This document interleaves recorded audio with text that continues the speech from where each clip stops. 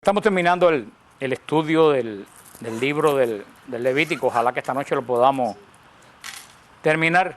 Recuerden, vamos a leer algunos versículos finales de las leyes de santidad del libro de Levítico. Pero antes de leer estos versículos de este libro, les quiero recordar 6 puntos o guías que dimos la semana pasada para que se pueda entender este libro.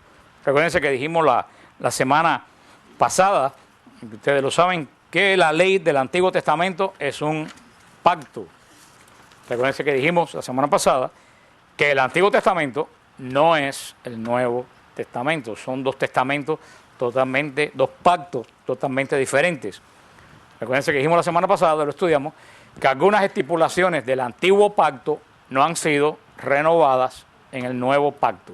Hay cosas del Antiguo Testamento que no están renovadas en el Nuevo Testamento. Hay algunas partes del Antiguo Pacto que es renovada en el Nuevo Testamento. Recuerden que mismo Jesús lo dice en el Sermón del Monte. A ustedes se les ha dicho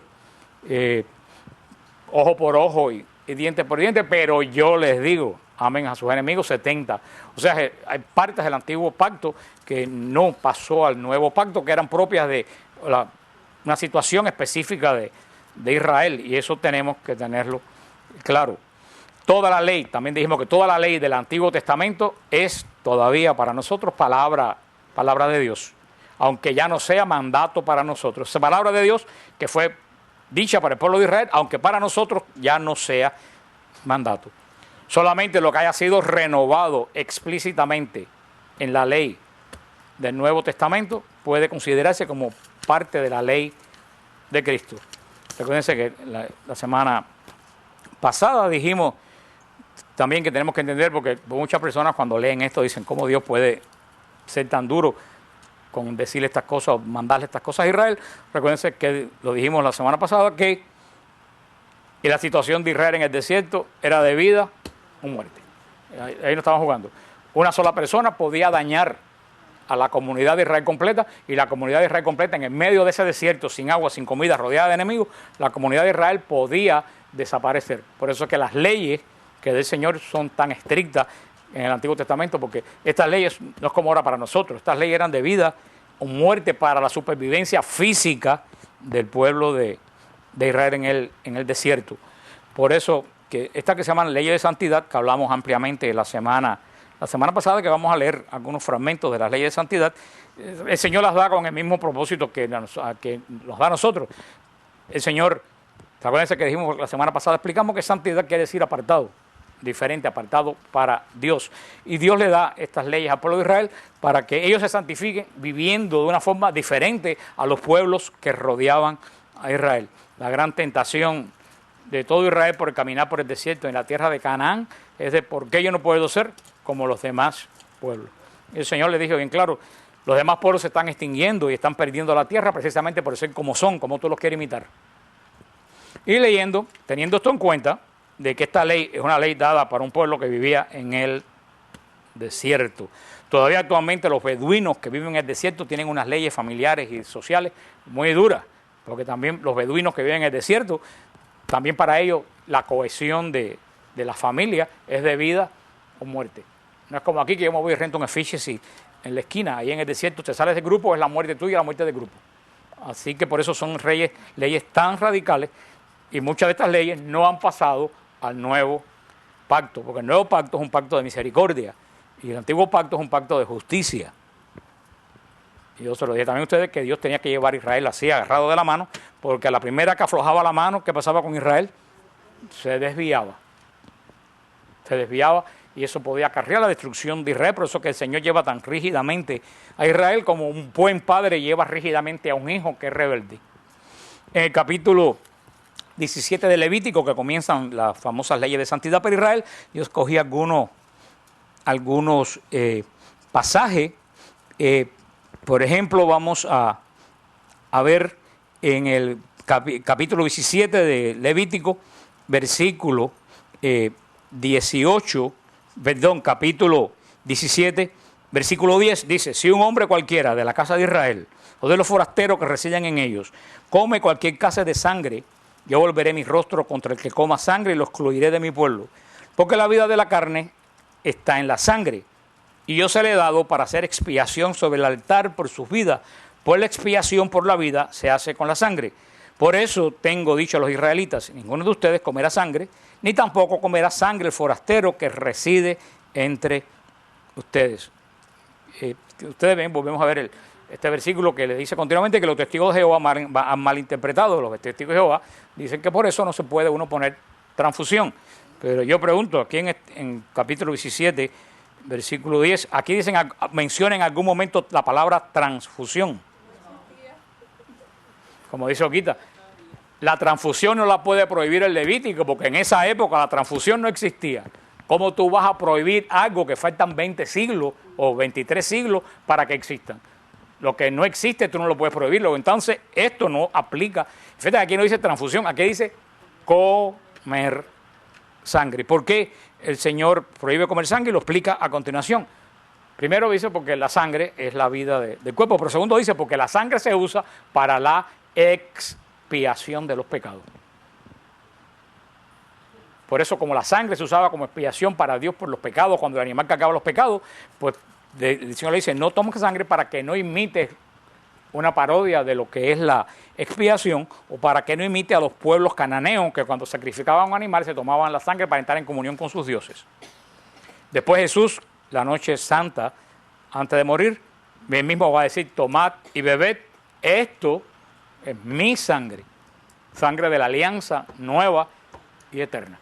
Entonces vamos a pensar que Jesús está violando este precepto. Por eso tenemos que entender las cosas en cada contexto, y no como los testigos de Jehová que dejan morir la gente por no ponerse transfusión. Los judíos ortodoxos de Israel, los vestidos de negro con estas cosas aquí, los gorros, que son los que guardan la ley, ellos se oponen, fue lo primero que yo hice una vez que yo fui a Israel, investigar si ellos se oponen transfusiones.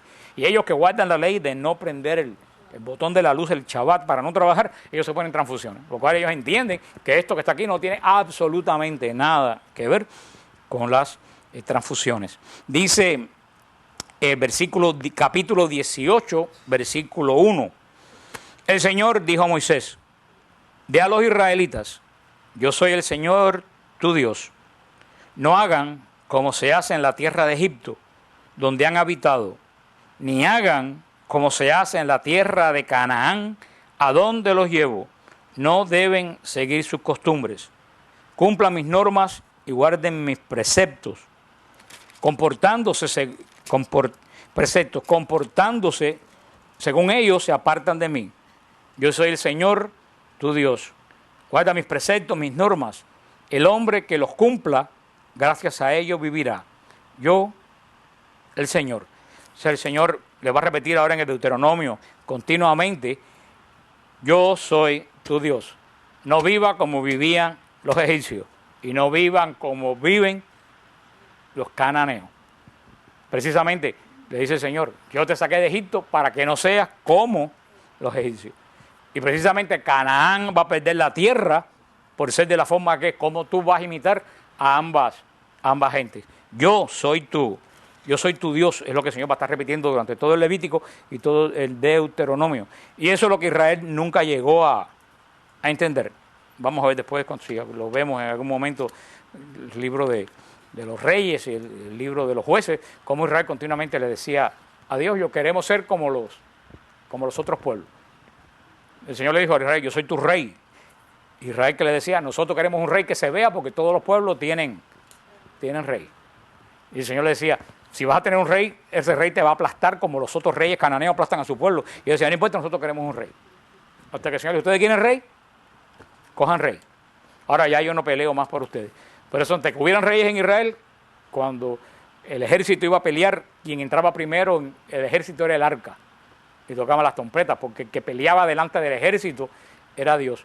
Cuando Israel se buscó un rey, el arca no salió más. El rey el que iba al frente del ejército, y ahí empezó el declive de Israel. A partir de aquí, en el versículo 6 en adelante, comienza con unas leyes respecto a las relaciones familiares. Por ejemplo, en el versículo 6, como dice, ninguno de ustedes se acerque a una consanguínea suya para descubrir su desnudez. O sea, eso descubrir su desnudez quiere decir para tener relaciones. No descubrirás la desnudez de tu padre ni de tu madre. No descubrirás la desnudez de la mujer de tu padre. no descubrirás la desnudez de tu hermana, de la hija de tu padre, hija de tu madre, nacida en tu casa. Comienza una serie de preceptos relativos a la conducta de Israel que lo diferenciaba de por ejemplo, los egipcios, que los faraones se casaban entre ellos mismos. Y se tuvo hasta casi la época de Cristo los faraones casándose entre ellos mismos, y donde el Señor prohíbe la unión entre consanguíneos cercanos. El Señor da una serie de medidas, hablando, dice en el versículo 20, por ejemplo, no te acostarás con la mujer de tu prójimo, contaminándote con ella. Eso es una parte de los mandamientos, el adulterio. Dice en el versículo 21, no darás ningún hijo tuyo para hacerlo pasar ante Moloc, no profanarás así el nombre de Dios, yo, el Señor. El Señor aquí le prohíbe a Israel participar en los cultos de la región. El Moloc era el dios de los cananeos, y a Moloc le ofrecían los primeros niños nacidos. Los primeros niños cananeos que nacían lo echaban por la boca de Moloc, que era un ídolo de hierro que tenía fuego adentro, y quemaban el primer niño nacido en honor a Moloc. Esa era la práctica cananea, todo primer nacido. Por eso que es la práctica de los primogénitos de Israel, con la diferencia que los primogénitos a Moloc, ¿qué es lo que le pasaba? Morían, y los primogénitos de Israel eran consagrados a Dios. Por eso que cuando el Señor, se recuerdan, el Señor llamó a Abraham y le dijo, dame tu hijo. Abraham no se sorprendió, porque eso es lo que hacían los pueblos de alrededor. Por eso dijo, este Dios me está pidiendo lo mismo que los otros dioses piden. Y el Señor se lo devuelve a Abraham, y se lo devuelve bendecido, que es un Dios que da vida, que no exige muerte. Dice también en el versículo 22, no te acostarás con varón como con mujer, es una abominación. Ustedes ven que desde el principio de la Biblia está este mandamiento. Dice en el versículo 24, no hagas impuros con ninguna de estas prácticas, todas las que menciona, pues con ellas han hecho impuras las naciones que yo voy a arrojar cuando lleguen ustedes. Se ha hecho impuro el país, por eso he cumplido su iniquidad, y el país ha vomitado a sus habitantes. Ustedes pues guarden mis preceptos y mis normas, y no cometan ninguna de estas abominaciones, ni lo de los pueblos, ni los forasteros que residen entre ustedes, porque todas estas abominaciones han cometido los hombres que habitaron el país antes que ustedes, y por eso el país se ha contaminado. Dice en el versículo 30, guarden pues mis prescripciones, no practicarás ninguna de las costumbres abominables que se practican ante ustedes, para que no se hagan impuras con ellas. Yo, el Señor. El Señor repite, como un muchacho cuando uno dice que le lee la cartilla, te repite una y otra vez, ¿qué cosa? No imites las costumbres de esos pueblos decadentes. No los imites, no los imites. Y todavía el Señor nos lo sigue diciendo a nosotros, no imite la costumbre del mundo hoy en día que nos rodea. Y que muchas veces nuestros hijos y nosotros mismos, que es lo que queremos hacer, imitar las costumbres del mundo que nos rodean. Y creo que decimos, pero si todo el mundo lo hace. El Señor nos ha llamado, tanto Israel como nosotros, a ser un pueblo que apartado, diferente, separado del resto del mundo. Y esa es la gran tentación con todos estos medios de comunicación. Antiguamente no había medios de comunicación y con todo era difícil. Imagínense ahora con estos medios de comunicación y la venta de imagen que hay en los medios de comunicación, y que la inmensa mayoría de los medios de comunicación inspiran al mal, no al bien. ¿Cuál es el modelo que proporciona casi todos los medios de comunicación? Tú mismo. No hay nada bueno, no hay nada malo. Todo depende como a ti te vaya. Ese fue el pecado de Satanás y de Adán y de Eva. Yo no me guío por la vara de Dios, yo me guío por mi vara. Entonces Dios no hace falta. Eso, no sé, siempre digo que Satanás no tiene nada nuevo. Él se repite y se repite y se repite, nada más que cambia de estilo. Pero el mensaje que perdió Adán y Eva es el mismo mensaje que sigue repitiendo hoy en día. Solo ahora por internet y televisión. En aquel momento fue de tú a tú. Después viene el capítulo 19 de Levítico, que es el corazón del libro del Levítico. Yo les dije a ustedes que el Génesis, de cuál es la palabra central de lo que narra, de lo que habla el Génesis, creación, inicio, principio, creación, inicio del mundo, inicio del pecado, inicio de la fe, inicio del pueblo de Dios. Esa es la palabra central de Génesis, creación, principio. El Éxodo, ¿de qué habla el Éxodo? redención. Dios no es un Dios que está por ahí arriba, Dios es un Dios que se mete y cambia la vida de aquel que se entrega a Él. Hasta es un concepto nuevo para Israel. Dios, hasta ese momento, el Dios de Israel era un Dios que tú adorabas, los patriarcas adoraban a un Dios por ahí arriba, punto. El Éxodo te dice, el Dios de nosotros no está por ahí arriba, el Dios de nosotros se mete en la historia y transforma la historia, transforma tu historia, transforma tu vida. Por eso la redención es lo que habla el libro del Éxodo. Por eso se recuerdan, como yo le dije que le decían al Éxodo. Bueno, Shemot es en Israel, pero yo le decía a ustedes que al Éxodo le dicen el Evangelio del Antiguo Testamento. La buena noticia, Dios redime. ¿Y cuál es la palabra central del Levítico? Santidad. Menos mal. Levítico, la palabra central del Levítico, Dios no solo es un Dios redentor, Dios es un Dios que quiere que tú te asemejes a Él, viviendo según Él quiere para que tú seas santo. Y el culmen y centro del libro del Levítico, de esa historia, es el capítulo 19. Por eso el capítulo 19 comienza 19:1 diciendo, el Señor le dijo a Moisés, di a toda la comunidad de Israel, sean santos, porque yo, tu Señor, soy santo. Ese es el corazón del Levítico. Y para mí esa es la frase más hermosa de todo el Antiguo Testamento. Sean santos, porque yo, tu Dios, soy un Dios santo. No hay ninguna otra iniciativa, ninguna otra condición de por qué tenemos que ser santos. Tenemos que ser santos porque el Dios que seguimos es santo. Punto. Si tú no quieres imitar a Dios en quien tú crees, entonces, ¿para qué tú estás aquí? Y así lo vemos. En la antigua Roma, los que eran seguidores del dios Baco eran borrachos, igual que su Dios. No, sí, ese era el culto de Dios. Baco era la borrachera, las grandes vacas. De ahí viene la palabra bacanal. Ellos se emborrachaban, era ser el dios de los borrachos. Y Venus, los adoradores de la diosa Venus, eran lujuriosos, era el acto sexual, era la ofrenda principal de la diosa. Cada persona era según el Dios que adoraba. Nosotros adoramos un Dios que es profundamente santo. Y Dios dice, así como los adoradores de Baco son borrachos, los adoradores míos tienen que ser santos. Y Él mismo nos da la medida, por eso en todo el Antiguo Testamento va a dar para ser santo, apartado, diferente, esto es lo que tienes que hacer. Y como en el Nuevo Testamento, vamos a ver después, todos ustedes lo saben, como el Señor nos dice, para ser santo, vive la gracia y vive de acuerdo a mi voluntad. Y por eso hablamos la semana pasada ampliamente del concepto de santidad.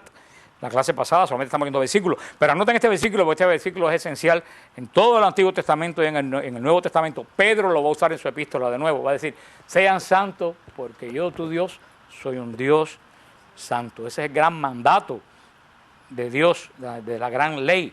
El otro día me escribió un protestante a la sección de WTN y me decía, ¿dónde dice en la Biblia que hay que tener santos? Digo yo, Levítico 19:1. Parece que en tu iglesia no te hablan de eso. Sean santos porque yo, tu Dios, soy un Dios santo. Si tú dices que en tu iglesia no hay santos, pues estás muy mal. Yo estoy contentísimo que mi iglesia está lleno de santos.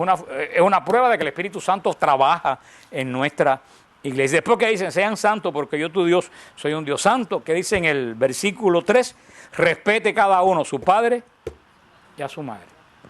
Fíjate cómo viene seguidamente ligado a la santidad de Dios, y lo vimos cuando estudiamos los mandamientos. El que no respeta a su padre y a su madre, no puede respetar a Dios. Punto. El principio del temor y la reverencia de Dios comienza en la casa. Hoy en día hay tanta irreverencia contra Dios porque primero los hijos no respetan a los padres. Y al no respetar a los padres, menos respetan a los maestros, menos respetan a la autoridad y menos respetan a Dios. Ahí está el principio de todo. Yo estaba hablando, y yo se lo he dicho unas cuantas veces, estaba hablando hoy con una en radio de Argentina que me hizo una entrevista de Mendoza. ¿Ustedes son de Mendoza? De Mendoza. El padre Juan, que tiene un programa de radio católico en Mendoza que sale desde las 4 y transmite la misa y todo eso. Yo se lo decía al padre Juan. El problema de la iglesia y el problema de los sacerdotes es el mismo problema de la familia. No hay fidelidad. No le dé más vuelta. La familia anda mal porque no hay fidelidad. No hay fidelidad al esposo, a la esposa, no hay fidelidad de los hijos a los padres, ni de los padres a los hijos. Entonces, si la familia está mal, la iglesia anda tan mal como anda la familia, porque la familia es la base de la iglesia. Nosotros no somos marcianos ni nacemos de una mata. Y ese es el gran problema. Yo se lo decía, era hablando de las vocaciones. Yo se lo decía, estábamos hablando con él. Yo se lo decía, el problema es que hoy en día los muchachos tienen miedo ser sacerdote porque tiene miedo a comprometerse una fidelidad que es para toda la vida. Cualquiera se puede comprometer una fidelidad de 4 o 5 años. Estoy seguro que tú dijeras al muchacho, tú puedes ser sacerdote 4 años. ¿Estás seguro que estuviéramos llenos los seminarios? Porque pues 4 años fidelidad. Somos fieles 4 años, 10 años. Pero cuando te dice, tiene que ser fiel toda la vida. Ahí es cuando uno dice, espérate. Y eso es lo mismo que pasa con el matrimonio. La gente se casa y dice, bueno, soy fiel hasta que me convenga. Fíjate que los problemas de la iglesia son exactamente los problemas del matrimonio, que es la base. Por eso que el Señor, junto con sean santos, porque soy santo, respete cada uno a su padre y a su madre. Ese es un precepto que está en el corazón de Israel, porque el respeto a la autoridad comienza en la familia. Y esto es un mandato. ¿Qué pasaba al judío que no cumplía esto? Sí. Bueno, por supuesto lo apedreaba, pero también estaba en pecado. Por eso cuando me dicen que Jesús despreció a María, yo digo, pero entonces, primero que no cabe en la mente, pero segundo que Jesús desprecia a su madre, está rompiendo la ley. Y no solo eso, un hombre que desprecia a su madre, yo no creo que es digno, es lo peor de lo peor. ¿Cómo tú vas a tener ese concepto de Jesús? La verdad que ellos piensan bastante mal no de María, piensan mal de Jesús. Si Jesús no ama a su madre, ¿cómo te va a amar a ti que ni te conoce, eres un pecador? Pura lógica. Pero por eso es un mandamiento. Respeten cada cual a su madre y a su padre. Guarden mis sábados, yo el Señor, tu Dios. Guarden el día del pacto. Cuando hablamos Génesis, hablamos de Shabbat. El día del pacto, el Shabbat, es el día en que se celebra la fiesta del pacto. Dice el Señor, guarda la fiesta del pacto, porque cada 7 días de la semana tú recuerdas que yo tengo un pacto contigo. Dice en el versículo 4, no se vuelvan hacia los ídolos, ni se hagan dioses de metal fundido. Yo el Señor, tu Dios. Bueno, aquí los protestantes, mira, tú ves las imágenes. Aquí no dice nada de una imagen, dice, no se hagan ídolos, ni se hagan dioses de metal. ¿Qué cosa es un ídolo? Un ídolo es lo que tú crees que es Dios sin ser Dios.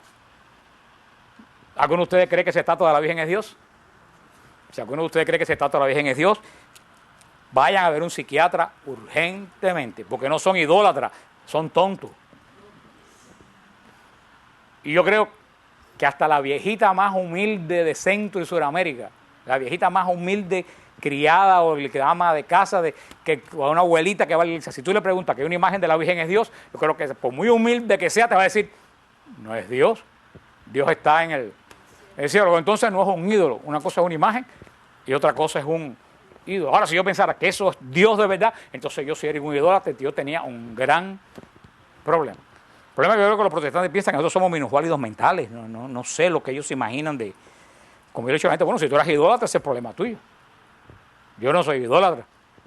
Y de verdaderamente yo no creo que nadie se imagine hoy en día que una imagen es Dios. No creo que nadie se pueda imaginar que esa estatua es Cristo resucitado de verdad. Eso es una estatua que nos recuerda a Dios. El Señor lo que prohíbe continuamente en el Antiguo Testamento es la idolatría. Poner un Dios falso en el lugar del Dios vivo. Y por supuesto que también en el Antiguo Testamento el Señor insiste que no se haga imágenes en el Antiguo Testamento. ¿Por qué? Porque en el Antiguo Testamento Dios no tenía forma. ¿Qué cosa era el verbo antes de la encarnación? ¿En qué estado era el verbo antes de la encarnación? Espíritu. El verbo era espíritu hasta que se encarnó en el vientre de María. Padre, Hijo y Espíritu Santo, los tres eran espíritu antes de la encarnación. Jesús toma carne como tú y como yo en el vientre de María. Por eso antes de la encarnación tú no te puedes hacerte imagen de Dios porque Dios no tiene forma. Pero a la vez que Jesús se encarna, ya Jesús se hace visible, se hace como uno de nosotros. Por eso va a decir San Pablo en Colosenses, Cristo es la imagen visible del Dios invisible. Entonces por eso que la iglesia ya representa plásticamente a Cristo, porque ya Cristo lo vemos, sabemos que tenía pelo, sabemos que tenía nariz, sabemos que tenía orejas, es uno igualito que nosotros. Por eso que en Israel no se podía, porque todo lo que pudieran hacer en Israel de Dios era como el becerro de oro, una representación de algo que no describía quién era o cómo era Dios. Dice en el capítulo 19, versículo 9, hay un capítulo muy interesante que vamos a ver más adelante. Dice, cuando cosechen la mies de sus tierras, No ciegues hasta el mismo trillo de tu campo, ni espigues los restos de tu mies. No rebusques de tu viña, ni recogerás de tu huerto los frutos caídos, los dejarás para el pobre y el forastero, yo el Señor tu Dios. En Israel estaba prohibido, cuando uno cosechaba el trigo, cosechaba los frutos, le decían que lo que estaba a la orilla del camino no lo tocaran, ni lo que estaba atrás en la orilla, en cualquier orilla de los bordes del campo, no lo tocaran, y que lo que se caía al suelo no lo recogieran, que eso era propiedad de los pobres. Ustedes van a ver cuando estudiamos el libro de Ruth, ¿se acuerdan que Ruth y Noemí, qué es lo que estaban haciendo? Recogiendo espigas de trigo. Eso quiere decir que eran muy pobres, que ellas estaban recogiendo de lo que se caía al piso, que fue cuando Boaz se enamoró de Ruth. Esta era una ley de misericordia que el Señor ponía. En el versículo 11 va a hablar lo mismo que los mandamientos. No hurtarás, no mentirás, no se engañarán unos a otros, no jurarán en falso por mi nombre, no profanes el nombre de Dios, no primas a tu prójimo, no lo explotes. El salario del jornalero no pasará la noche contigo hasta la mañana siguiente. O sea, que no te quedes con lo que tú le tienes que pagar a otro. Dice en el versículo 14, no maldecirás a un mudo ni pondrás tropiezo a un ciego, sino que temerás a Dios. Dice en el versículo 15, siendo juez no hagan injusticia, ni por favorecer al pobre, ni por miramiento al rico. Con justicia juzgarás a tu prójimo. Esto era una ley tremenda para esa época en Israel. Fíjate lo que dice, si eres juez, no hagas injusticia de ninguna forma, ni para favorecer al pobre, ni favorecer al rico. Porque hay una tendencia muchas veces a ser injusto favoreciendo al pobre, y eso no es justicia. Esto es una ley avanzadísima para esa época en Israel. Dice en el versículo 16, no andes difamando entre los tuyos, no demandes contra la vida de tu prójimo. Dice el versículo 17, no odies en tu corazón a tu hermano, pero corrige a tu prójimo para que no te cargues con un pecado por su causa. Esto es muy interesante lo que dice el versículo 17. No odies en tu corazón a tu hermano, pero corrige al prójimo para que no cargues con un pecado por su causa. ¿Por qué? Porque que ve un pecado y no, por lo menos no lo corrige, se hace parte del pecado. Es cómplice, como dice Lucía, del pecado. Continuamente a mí, porque los católicos tenemos el don de lengua, pero no el don de lengua del Espíritu Santo, sino el otro don. Continuamente a mí en EWTN me llevan decenas de emails. Y mira lo que hizo el cura de mi parroquia. Y mira lo que hizo el líder de mi parroquia. Y mira lo que hizo el obispo. Yo le digo, a mí, ¿qué me importa lo que hizo el cura de tu parroquia? Si tú estás en la Argentina, yo estoy en Miami. Lo que estás haciendo es chisme. Tú tienes un problema con el cura de tu parroquia, ¿a dónde tú tienes que ir? Al cura de tu parroquia y dice lo que tú haces, lo que estás haciendo conmigo. Tú sabes lo que dice aquí. Estás viendo el mal y no lo estás remediando. Lo que estás haciendo es chismeando a costa del mal y difundiendo el mal. Los católicos tenemos que aprender a decir las cosas donde tenemos que decirlas. Y andar por ahí diciéndosela a todo el mundo, menos a las personas que tenemos que corregir. Los mismos sacerdotes del púlpito tienen miedo corregir a la gente para que la gente no se ofenda ni se ponga bravo, pues somos gente media desnuda en la iglesia y gente haciendo atrocidades, nadie se atreve a decir nada para no. Pues mira, hermano, aquí lo dice. Corrige a tu prójimo para que no cargues con un pecado por su causa.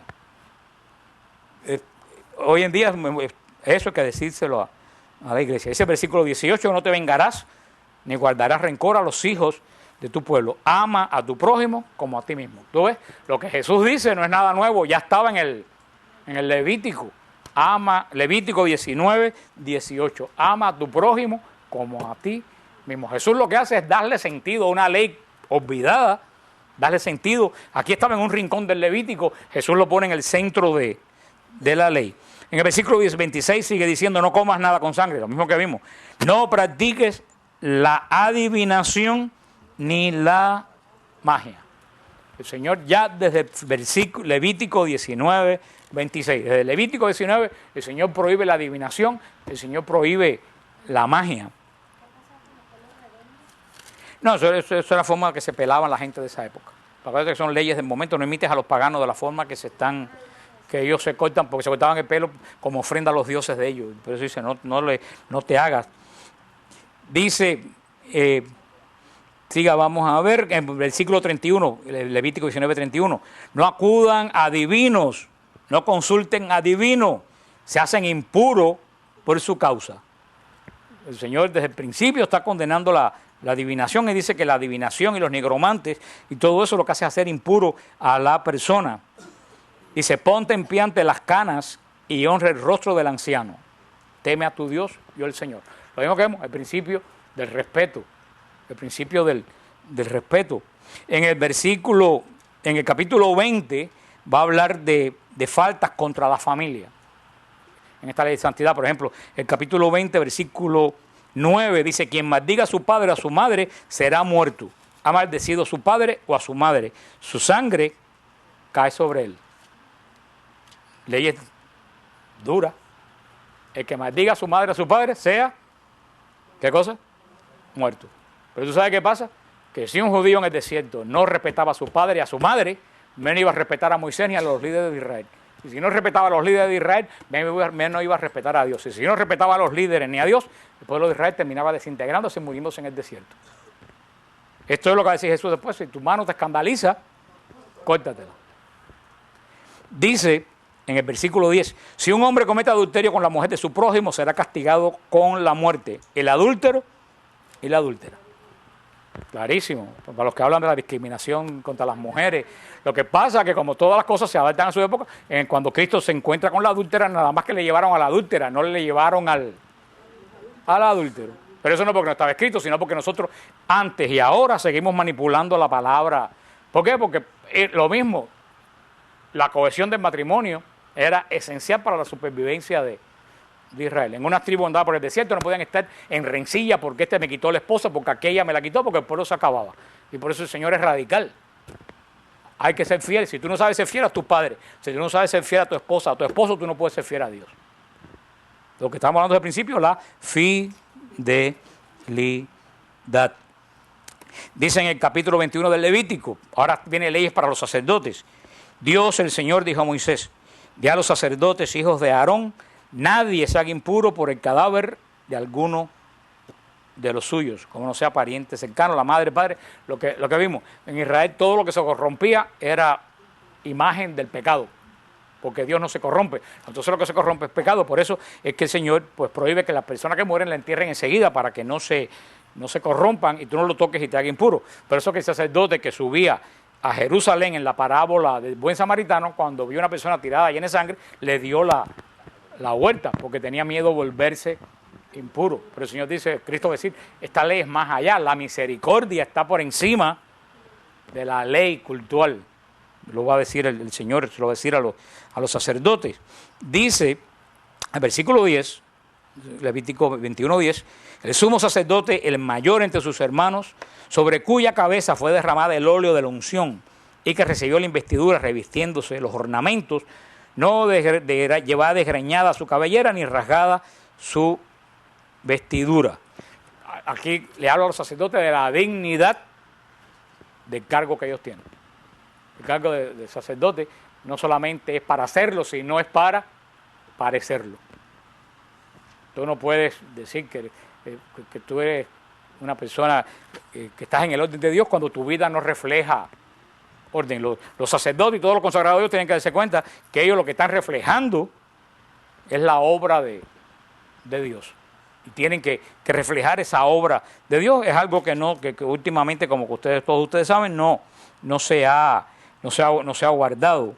En el capítulo 23 va a hablar de las fiestas de la casa de Israel, que ya nosotros hemos hablado de todas estas fiestas. La primera fiesta que habla en Levítico 23, 1 dice, dijo el Señor a Moisés, di a los israelitas, las solemnidades del Señor en la que convocarán asambleas santas son estas. Primero, el sábado. 6 días se trabajará, pero el séptimo día será de gran descanso, reunión sagrada.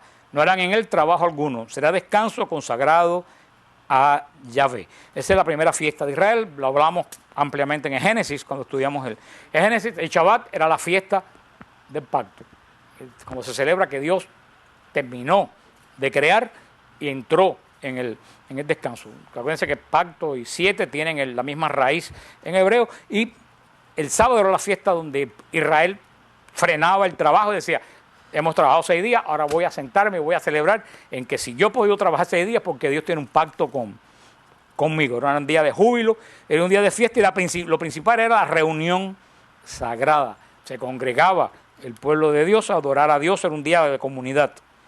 En el 5 habla de la fiesta de la Pascua y de los ácimos. El mes primero, el día 14 del mes, entre 2 luces, será la Pascua del Señor. El 15 de ese mes se celebrará la fiesta de los ácimos en honor al Señor. Durante 7 días comerás pan sin levadura. Esta es la fiesta, la Pascua, a la caída de la tarde, entre la caída del sol de la víspera de la Pascua y la Pascua, el 15 del primer mes del mes de Nisan, que es el equivalente a nuestro mes de abril, el Señor instituye la fiesta de la Pascua, que hemos hablado ampliamente de la fiesta de la Pascua y de la fiesta de los ácimos.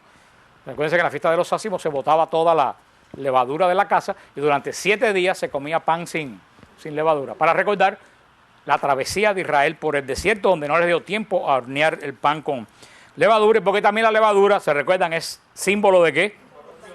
De pecado, de corrupción. Fermenta el pan. En el versículo 9 va a hablar de la fiesta de la gavilla, que ustedes la conocen. El Señor dijo a Moisés, di a los israelitas, cuando entren en la tierra que yo les doy y sieguen allí su mies, llevarán al sacerdote una gavilla como primicia de su cosecha. El sacerdote ejecutará con la gavilla el rito de balanceo delante de Yahvé para que sea bien aceptada. El sacerdote ejecutará el balanceo el día siguiente al sábado. Esta es la fiesta que se llamaba Javi Curín, que hemos hablado, que el sacerdote, la primera gavilla de mies que se cosechaba en Israel, se la traían y la levantaba delante del Santo de los Santos. Eso se hacía el día después de la Pascua. O sea, que en la época de Cristo eso se hizo, ¿qué día? El domingo. O sea que la fiesta de las primeras frutos coincide con el día de la resurrección. Porque Jesús también es el primero de los frutos. Por eso que dice, no me toques porque no me he levantado a mi Padre. Porque todavía no me ha sido presentado a mi Padre como acababa de resucitar como primero de los frutos. En la fiesta de Javi Curín, que todavía hemos explicado en la Eucaristía, la fiesta de la primera gavilla. En el capítulo 15 dice, también instituye otra fiesta. A partir del día siguiente, el sábado, sea el día en que lleven la gavilla de la ofrenda del balanceo, contarán 7 semanas completas. Contarán 50 días hasta el día siguiente, al 7º sábado, y entonces ofrecerán al Señor una oblación nueva. Aquí ¿de qué fiesta está hablando? De Pentecostés, la fiesta de Pentecostés. Dice, fíjate que continuamente, ¿qué número se repite? 7 días, 7 semanas, 7. ¿Qué significa? ¿Qué tiene la misma raíz 7? Pacto. Todas son fiestas del pacto. Por eso dice, cuando levanta la gavilla, comienza a contar 7 semanas, y al día siguiente es la fiesta de la semana, Penta, 50. De ahí viene la palabra Pentecostés. ¿Y qué ofrecían en Pentecostés? 2 panes con levadura. O sea, la Pascua era pan sin levadura. Y Pentecostés, pan con... ¿Qué es lo que hace la levadura? Fermenta, hace crecer la masa. ¿Y qué pasó en Pentecostés? Comenzó a crecer la iglesia con la predicación de Pedro y los 7.000 o 3.000 que se bautizaron. Por eso en Pentecostés tenía la levadura, el pan, porque simboliza, en la fiesta de Pentecostés es donde la iglesia va a comenzar a crecer por primera vez. También dice en el versículo 23, el Señor le dijo a Moisés, di a los israelitas, en el mes 7º, el primer día del mes, será para ustedes el gran descanso, conmemoración al clamor de las trompetas, reunión sagrada, no harán ningún trabajo, ni ofrecerán manjares abrazados a Yahvé. Dijo el Señor a Moisés, el día 7º de este mes es el día de la expiación, en el cual se tendrá reunión sagrada. Ya hablamos hace 2 martes de la fiesta de la expiación. Aquí el Señor instituye lo mismo, el 7º mes, el 10º del séptimo mes. En el versículo 33 establece la última de las fiestas. Dijo el Señor a Moisés y los israelitas, el día 15 de ese 7º mes, celebrarás durante 7 días la fiesta de las tiendas en honor a Yahvé. Esta es la fiesta de los tabernáculos, que es la fiesta más hermosa que hay en Israel actualmente, la fiesta de los tabernáculos. Yo estuve hace como 2 años en la fiesta de los tabernáculos en Israel, una fiesta preciosa. ¿Qué recordaban en la fiesta de los tabernáculos? Que Israel vivió 40 años en tiendas de campaña. Por eso la fiesta de los tabernáculos, todos los israelitas en sus patios, en las azoteas de la casa, hacen una tienda de pencas de guano, y esos 7 días ellos comen y duermen y todo en esa tienda. Todo Jerusalén y todo Israel, en las azoteas de Israel tú lo ves, todas las tiendas, la sucá, le dicen todas. Y yo veía por la calle a los muchachos que iban a la escuela con su comida en su maletita, cuando iban a comer, en vez de sentar en un lugar, se metían en sucá que habían por todas las calles, habían sucá, se metían en sucá y comían ahí. Es recordar cómo Israel estuvo viviendo en cabañas durante 40 años, una rememoración para que los nuevos israelitas recuerden las penurias de Israel por el desierto. Pero una fiesta muy hermosa porque la gente se visita, es muy contrario a la Pascua, que es solemne, o a la expiación, que es el ayuno. Es una fiesta muy, muy bonita. El Señor da todas estas fiestas. Ahora y termina en el versículo 40. No, el 39, dice: día 15 del 7º mes, después de haber cosechado el producto de la tierra, celebrarán la fiesta en honor a Yahvé durante 7 días.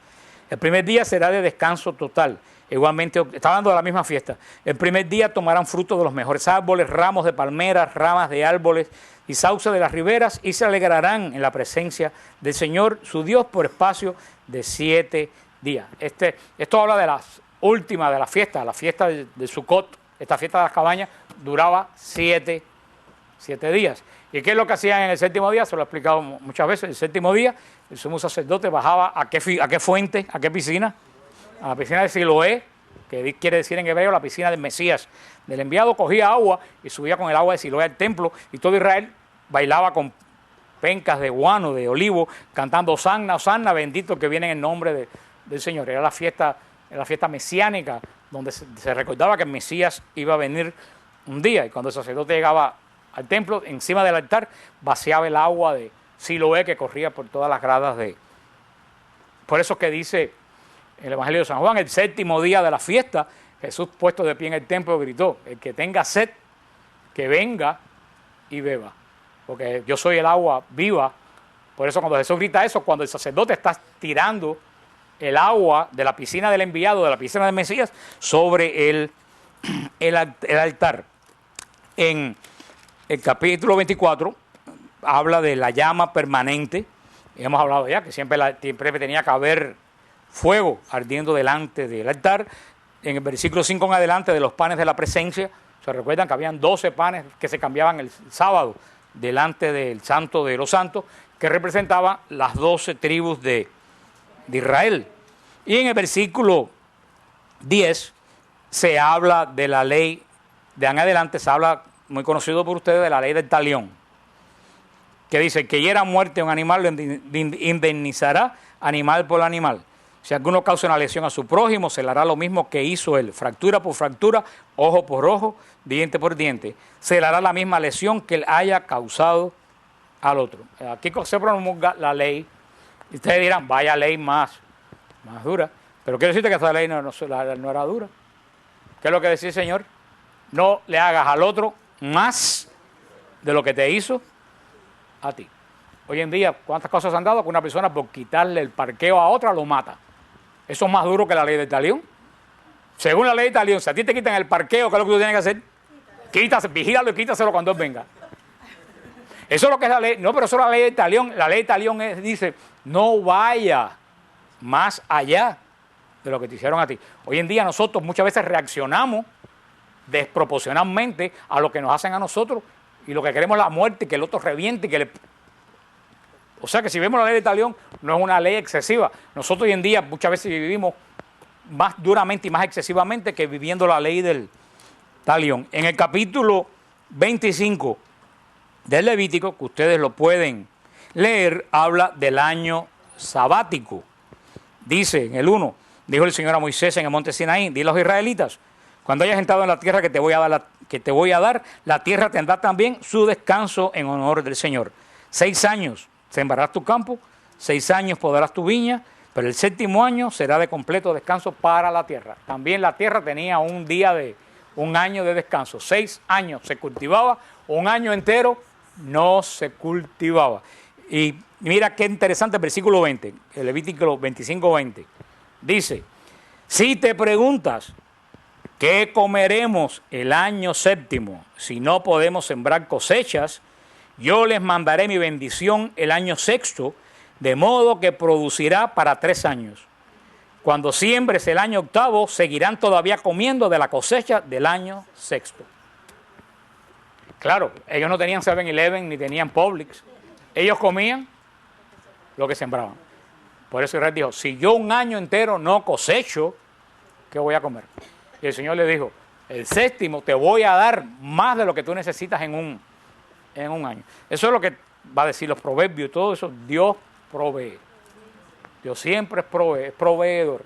Dice algo que yo he visto en mi vida continuamente, es que Dios provee. Como dice la palabra de Dios, no hay siervo desamparado ni hijo suyo que mendigue pan. El Señor nunca te va a dar para que te sobre, pero nunca te va a dar para que te falte. Él siempre te va a dar lo que tú necesitas, siempre y cuando tú confíes en que eres un Dios providente. Cuando dices, Señor, yo he hecho lo que yo puedo, yo no puedo más, provee tú. Créeme, hermano, yo por lo menos yo nunca lo he visto. Yo nunca he visto que Dios deje de proveer, porque donde menos tú te lo imaginas, se abren las compuertas del cielo. Y Dios te ayuda. Pero esto aquí se ve que desde el principio Dios, y es lógico que él dijera, bueno, si yo paro un año que voy a comer. Había un sabático para el año, sigue hablando de la manutención de los esclavos, también se habla, en el 25:8 también se habla del jubileo. Contará 7 semanas de años, 7 por 7 años, de modo que las 7 semanas de años sumarán 49 años. El mes séptimo del día 10 del mes harás resonar la trompeta y declararás santo el año 50. Y proclamarán por el país la liberación para todos los habitantes. Será para ustedes un jubileo. Ahí se declara el año jubilar de Israel cada 50 años, tal como la iglesia celebra el año jubilar. Y acabamos de celebrar un año jubilar en el 2000 y el próximo será en el 2050. ¿Qué se hacía el año jubilar? El año jubilar de Israel, todo que tenía deuda quedaba libre de deuda. Los esclavos quedaban libres, los hijos de los esclavos quedaban libres, todo lo que se debía, toda la deuda de Israel era limpia. Hoy en día, en el jubileo, la iglesia no puede librarnos de estas deudas materiales, pero por eso la iglesia proclama la indulgencia en el año de jubileo. Porque la iglesia, en vez de liberarnos de la deuda que tenemos material, nos libera de la deuda que tenemos con Dios, de los pecados cometidos, perdonados y no retribuidos. Y por eso es la indulgencia que se declara en el jubileo. Cuando la iglesia declara todo que gane jubileo, todas las penas temporales producto de pecado le son remitidas, tal como en Israel, las deudas físicas eran remitidas. Porque el jubileo es espiritual, no es físico, pero en el año jubilar viene desde el corazón del judaísmo. Y por último concluye el Levítico en el capítulo 26, que vamos a verlo después en el Deuteronomio, con las bendiciones y las maldiciones. Recuerda que decimos maldición en la Biblia, no es que Dios dice que te coja un tren o te pase un ómnibus por encima. Maldición es la consecuencia del que vive en pecado apartado de Dios, lo que viene a la vida de que se aparta de Dios. Y el Señor termina el Levítico diciendo así en Levítico 26:3: si caminan según mis preceptos y guardan mis mandamientos, poniéndolos en práctica, yo les enviaré la lluvia a su tiempo, para que la tierra dé sus frutos y el árbol del campo su fruto. El tiempo de trilla alcanzará hasta la vendimia hasta la siembra. Comerán su pan hasta saciarse y habitarán seguros en su tierra. Yo daré paz a la tierra y dormirás sin que nadie perturbe tu sueño. Haré desaparecer del país las bestias feroces y la espada no traspasará su frontera. Perseguirán a sus enemigos que caerán ante ustedes al filo de la espada. 5 de ustedes perseguirán a 100 y 100 de ustedes perseguirán a 10,000. Sus enemigos caerán ante ustedes al filo de la espada. Yo me volveré hacia ustedes, los haré fecundos, los multiplicaré y mantendré mi alianza con ustedes. Comerán de la cosecha añeja y tendrán que tirar la añeja para dar cabida a la nueva. Estableceré mi morada en medio de ustedes y no los rechazaré. Me pasearé en medio de ustedes y seré su Dios y ustedes serán mi pueblo. Yo soy el Señor, el Dios que te sacó de Egipto, y para que no fueran esclavos, rompí tu yugo y te hice andar con la cabeza alta. Esta es la bendición. Dice el Señor, si tú cumples lo que yo te he dado, hicimos en pacto, la abundancia y la bendición nunca se apartará de tu casa. Pero dice en el versículo 14, pero si no me escuchan y no cumplen lo que he mandado, si desprecian mis preceptos y rechazan mis normas, no haciendo caso de mis mandamientos y rompiendo mi alianza, también yo haré lo mismo con ustedes. Sobre ustedes vendrá el terror, la fiebre que les abraza los ojos, se les consumirá la vida, se sembrará en vano su semilla, pues el fruto se lo comerán sus enemigos. Se volveré contra ustedes y se serán derrotados a tus enemigos, los tiranizarán, los que los aborrecen y huirán sin que nadie los persiga. Si con eso me obedecen, si ni con eso me obedecen, volveré a castigarlos 7 veces más por sus pecados. Quebrantaré su orgullo y su fuerza y haré su cielo como hierro, su tierra, o sea, es las dos extremos. Tú guardas mi pacto y me obedeces, tú vas a tener bendición, vas a tener paz en tu corazón. Tú me desobedeces y rompes la alianza y sobre ti viene todo el desamparo de Dios, no porque Dios te quiso desamparar, sino porque tú no quisiste ser fiel. Es lo que yo le expliqué aquella vez con la sombrilla. Si está lloviendo y tú estás bajo una sombrilla, está seco. Ahora, si tú te bajas la sombrilla, te mojas. ¿De quién es culpa que te mojes? ¿De la sombrilla? Tú ya que te fuiste. Tú estás bajo Dios, Dios te ampara. Tú te vas debajo del amparo de Dios, no es que Dios se apartó de ti, tú te apartaste de Dios. Y fuera de Dios lo único que hay es la acción de Satanás, destrucción y muerte. Y es muy interesante lo que dice, yo daré paz a la tierra y dormirán sin que nadie perturbe su sueño. Hoy en día todo el mundo está tomando pastillas para dormir, nadie tiene paz. Por esto, para aquello, hay falta de paz en la familia. ¿Por qué? Sencillamente porque hemos echado a puntapié a Dios de nuestra sociedad. Nosotros no obedecemos a Dios, lo insultamos, nos burlamos de él en la televisión, hacemos mofa. O sea, entonces cuando el abandono nuestro de Dios hace que el demonio tome control de nuestra vida, y el demonio da lo único que puede dar, destrucción y muerte, viene sobre nosotros, ¿a quién echamos la culpa? A Dios. ¿Cómo Dios permite? ¿Cómo que Dios permite si tú lo echaste a puntapié de tu vida y de tu casa y de tu país? Ay, ¿por qué Dios permite que si ese país echó a puntapié y lo que hacen es burlarse de él y de su santo nombre en la televisión sin que ninguno de ustedes levante la voz? ¿Cómo tú dices que Dios permite? Como le dijo la hija de Billy Graham, cuando ese comentarista, no sé, la CNN le dijo, ¿dónde estaba Dios el 9/11? Y él le dijo, Dios no estaba porque ustedes lo han echado a puntapié del país. Tan sencillo como eso. Eso es lo que dice el capítulo 26 de Levítico. Mira a ver en quién tú pones tu fe, tu obediencia. Si la pones en mí, vas a ser bendecido. Si me desprecias, me sacas de tu vida, vas a caer en manos del otro, y el otro lo único que puede dar es muerte. Después, ya terminando en el capítulo 27, que es el último, versículo 26, nos vamos a ver mejor el versículo 30, que es muy interesante. El versículo 30, que con esto cierra el Levítico, dice, el diezmo entero de la tierra, tanto de las semillas de la tierra como de los frutos de los árboles, es del Señor. Es cosa sagrada que pertenece al Señor. Todo diezmo de ganado mayor o menor, es decir, 1 de cada 10 cabezas que pasan bajo el cayado, será cosa sagrada para el Señor. Aquí habla del diezmo. En algún momento aquí dice que el diezmo es dinero. ¿Qué es lo que era el diezmo en Israel? La 10ª parte de los frutos, de la cosecha y del ganado. Yo quiero ver que los pastores recojan mazorcas de maíz y recojan latas de frijoles Goya. Hay diezmo en dinero. En ningún lugar de la Biblia dice que el diezmo es dinero. Los están robando. El diezmo era fruto y ganado, no dinero. Pero eso no se lo dicen a nadie. Ahí están los tontos dándole dinero al... ¿Tú quieres diezmo? Yo te voy a hacer una compra en Publix y te la voy a llevar. Ese es mi diezmo. Eso es lo que es bíblico. Pero no dicen eso. No dicen eso. Y exprimen. Yo le pasé un email de algo que yo vi cuando estuve en El Salvador, de Cash Luna, que tiene bien puesto el nombre, un pastor multimillonario, que el tipo estaba llorando a lágrima viva, tirado en el piso, le faltaba el aire. ¿Y qué es lo que estaba pidiendo? Perdón por los pecados. No, pidiendo que le dieran, que sembraran. Pero que sembraran no es que metieran una semilla de aguacate. sembraran es que le mandaran $100 o $700 o $1000. Y estaban, pero de los que vieron el video lo vieron, estaban llorando a lágrimas vivas, tirados con el piso, le faltaba el aire. Digo yo no puedo creer que y después dicen que los curas y que la iglesia católica, pero ¿dónde la gente tiene la vista?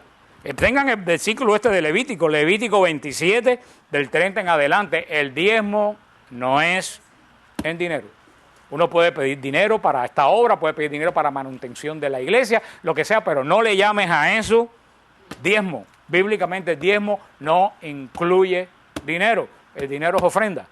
El diezmo bíblico, que no aplica para nosotros porque eso se acabó con la antigua ley, lo que hay nosotros ofrenda, era en especie o en animales.